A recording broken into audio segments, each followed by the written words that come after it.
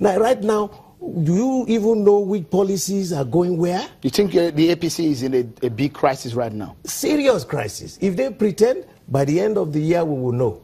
Because have you ever heard at any time that there is a meeting of the caucus of the ruling party or the board of trustees of the ruling party?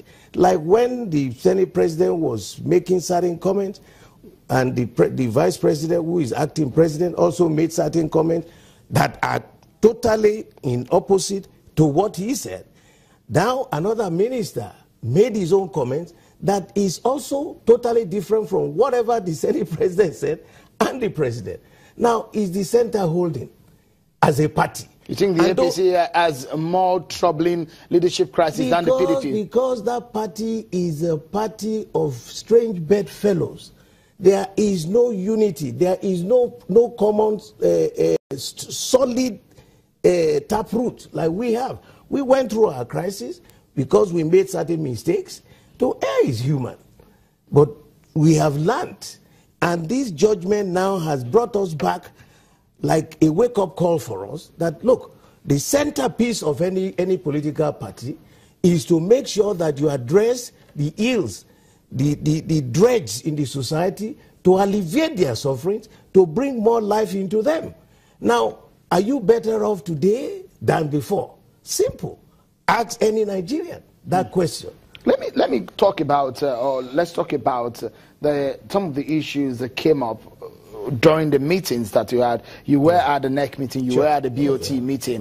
What are the major decisions made? Because a lot of people will think the party should have agreed on an elective convention, which in the first place was a major bone of contention in Port Harcourt. Well, let me try and explain. You know, we were living in a mansion. Suddenly, this trouble started, and we had to go and rent an apartment, of a 2-bedroom apartment, rather than our own mansion.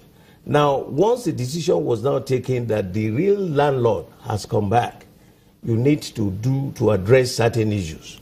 Now, we have a caretaker committee on board.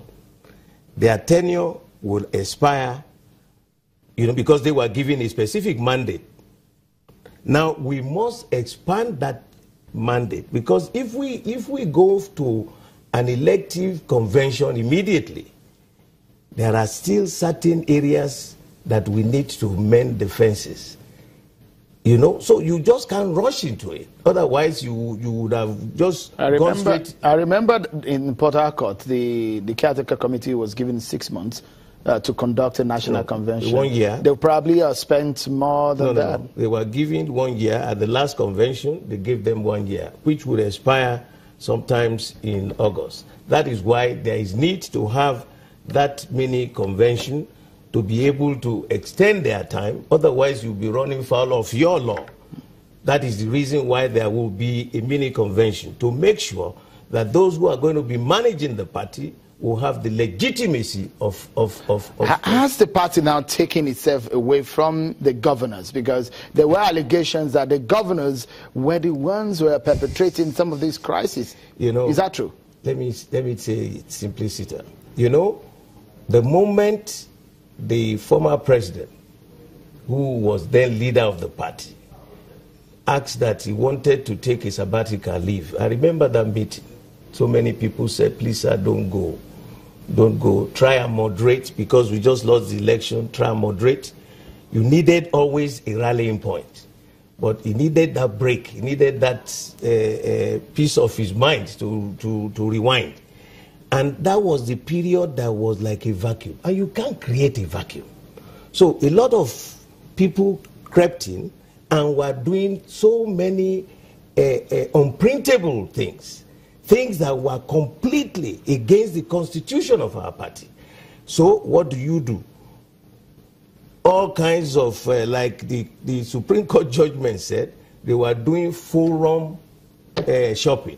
In other words, some members of your party were now going from one court of the same legislative level, of the same judicial level, same course, same case, going to different judges.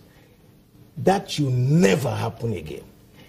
We need to make sure that we quickly settle down One, we have agreed that there will be a mini convention.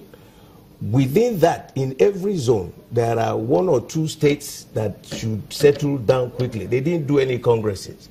All those ones, they would now have to do their congresses. In other words, there are no state ESCOs in those states. You don't go to the national convention, which would be like a carnival. But having said that, so we had done that. There will be meetings where the date for the national convention, the elective one, must be announced. On that, at the mini convention? No, it won't be at the mini convention, where there will be meetings. Okay, afterwards? Afterwards, that they will decide on which day that will have the elective convention. But we needed to stabilize the party. Okay. And that, remember, there are 2 committees that were set up, the Reconciliation Committee and the Disciplinary Committee.